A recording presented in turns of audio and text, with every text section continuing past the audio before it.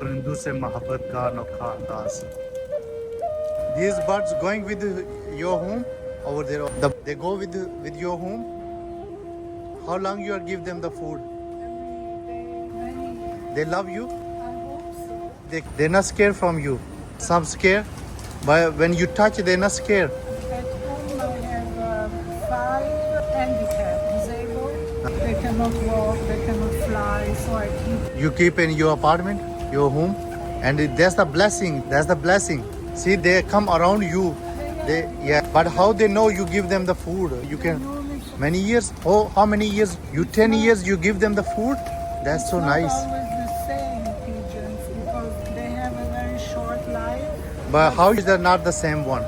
I recognize Oh, you know them. some, not all of them. How long is their life?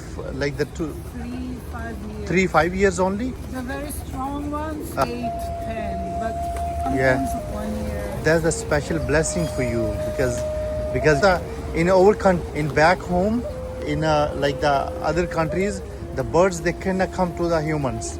They like the scare from the humans. But you see here too, they not go to anyone, but they go on you. I see you on the last year in summer. I see you. Nice to talk to you. God bless on you. Take care. Thank you.